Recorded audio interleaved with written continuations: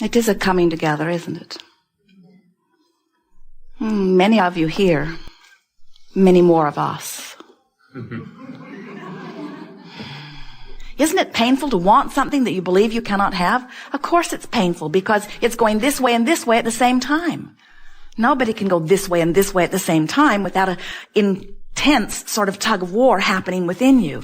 And that feeling of tug of war is what your emotions are about. In other words, any negative emotion says you've introduced resistance to your own desire. You've given birth to a desire, but you're not in alignment with it. So your emotions tell you not only how much energy you're summoning by the power of your desire, but of that energy you're summoning, how much of it you are allowing to flow through you in this moment in time. Your guidance system is your best friend. We would never want you to not appreciate negative emotion. Negative emotion is not an enemy, it's guidance. Negative emotion is letting you know it's all right, but you're introducing contradictory thought here. And as long as you're introducing contradictory thought, then there's some sort of static going on. So what you're asking for is delayed. And meanwhile, you probably don't feel all that good. The better you feel, the more in alignment with who you really are, you are. That's why we call it the art of allowing. The art of allowing what? The art of allowing who you are in this moment. Jerry and Esther have a navigational system in their vehicles. A wonderful contraption. Jerry's beginning to get letters that we're talking about it too much.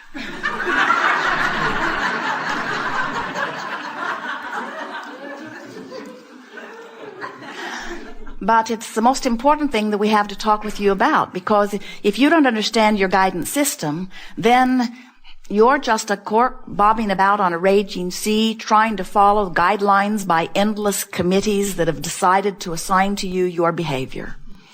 And many of you have been trying to follow those guidelines only to discover that they're not all that interested in your well-being.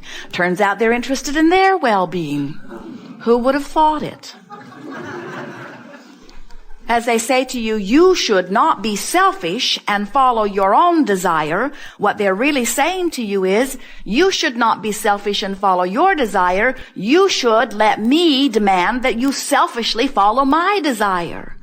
And we say, you can't blame them for trying, because everyone is oriented. Everyone is oriented. Everyone, even the one-celled amoeba in the ocean, is oriented to perspective of self and to desire to thrive.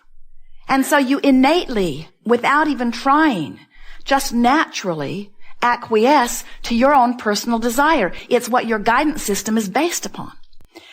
So Jerry and Esther have a navigational system in their vehicles. There are satellites in the sky and an antenna on the roof and a computer brain inside the vehicle.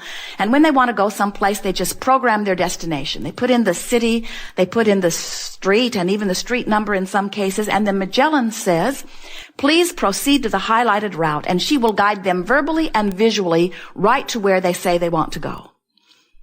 Now, if they decide that they're going to take a little detour, make a fuel stop, or go to Taco Bell or some wonderful place along the way, Magellan will say to them, as she recognizes that they are not on the path that she has prescribed, Magellan, it is a woman's voice, the man's voice was too bossy.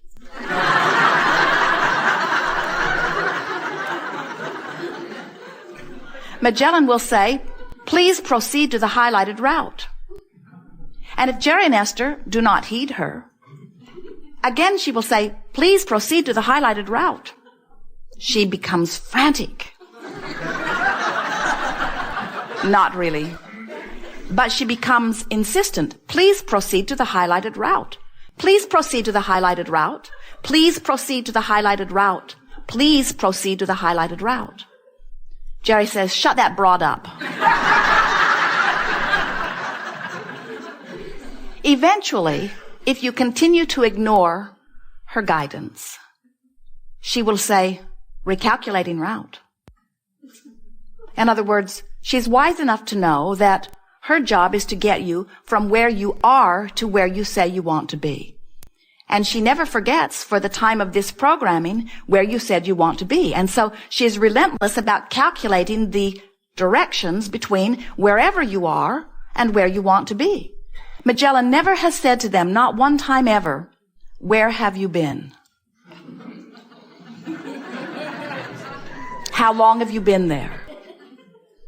Why didn't you listen last time? I'm not going to tell you you didn't listen to me before. You think you're so smart, you go your own way, you don't pay any attention to me, now you're on your own. Instead, Magellan just continues to do what she was created to do, same as your guidance system. Magellan will say, if Jerry and Esther go the opposite direction of what she has determined, Magellan will say, when it is possible, make a legal U-turn. That's really what your own negative emotion is saying. When possible, make a legal U-turn. Your negative emotion is just like Magellan. Your negative emotion is saying, please proceed to the highlighted route. Please proceed to the highlighted route. You said you want this, but you're thinking about this. You're off your path. You said you want this, but you're looking at this. You're off your path. You said you want more money, but you're talking about not having enough money. You're off your path. You said you want to be well, but you're keeping lists of how sick you are. You're off your path. Your guidance is with you in every moment, in the form of emotions. Sometimes people say, Abraham, is it normal for all hell to break loose in my life when I begin doing Abraham work? And we say yes. Because when you become more specific about what you desire, you activate energy that is moving through you. You get your juices flowing, so to speak. And then, if you have activated beliefs or thoughts that contradict your desire, you feel the discord within you. Some would say, well, then I don't believe I should want anything. And we say, good luck on that one. The entire universe is oriented to produce new desire within you. The eternalness is about that. In other words, we cannot, any of us, cease exposure. Your consciousness will never stop. The lights never go out, friends. You will never stop being the consciousness that you are. You will never stop pulsing and attracting.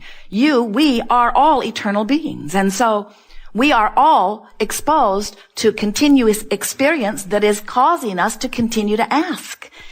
That's how this expanding universe continues forever, eternally, no ending. Some of our physical friends don't take that as particularly good news. When you feel tired or when you feel overwhelmed, some have said to us, Abraham, when I leave this body, I'm not coming back, so tell everybody that needs to know. And we always say, we'll carry your message. But we also say, fortunately, you don't make those decisions from your disconnected human perspective. You make those decisions from your eternal, knowing that all is well, wanting more of life, wanting to be the creator that you are perspective. So, what this gathering is about really is about helping you to come consciously into awareness of who you are. It's about helping you to realign with the energy of your source so that you can feel the vitality and the clarity and the love and the appreciation and the joy of life experience. That is who you really are. It's about helping you to remember and rediscover who you are. It's about restoring you to the vibrational energy point that you were at the time that you came forth into this physical body. It's about helping you to remember who you really are so that you can get on with the business that you came forth to do. Wouldn't you like to fulfill your reason for being? Wouldn't you like to fulfill the powerful reason that you had when you made the decision to come forth into this time-space reality to begin with? Wouldn't you like to get on that path so that you can get on with what you came here to do? And do you know what you came here to do? You came here to have a joyful experience. You came here not to fix things that are broken, not to reclaim something that has been lost, not to set the world straight. You came here to be the joyful being that you are, to have exposure to experience that would cause you to uniquely ask from your unique perspective so that source energy could uniquely answer you. You came forth to add to all that is. You are a creator. You are a co-creator. You came forth to interact with others so that collectively, singularly, small groups, large groups, you could have exposure that would cause your personal preference to exude from you. We call it a rocket of desire. And when it happens, it is answered. No exceptions. So we want to help you to let yourselves off the hook here today by saying to you, law of attraction is the culprit behind all of that. Give yourself a little bit of benefit of the doubt and say, it's not my fault. Law of attraction is holding me in these negative thoughts. Blame always feels better than guilt, don't you think? Law of attraction is holding me in these negative thoughts. But what we really want you to achieve understanding of as a result of being here with us today, we want you to leave this room knowing that no matter where you are, predominantly on this emotional scale, you can more easily than you have ever believed move into a higher vibration. It's much easier than you have previously thought, especially once you get the hang of how vibrations work and about how they feel to you, and most importantly, about what to do about it. Now, we don't want you to work too hard at trying to memorize where the emotions are. We've noticed as we listen to you that almost without exception, you can feel which feels better, blame or guilt. So, here's depression or despair, and here's rage, and here's anger. Where's guilt? It's down here, isn't it? Where's fear? It's down there too, isn't it? Where's unworthiness? It's down there too. Where's blame? Oh, it's way up here. Because isn't there some feeling of control?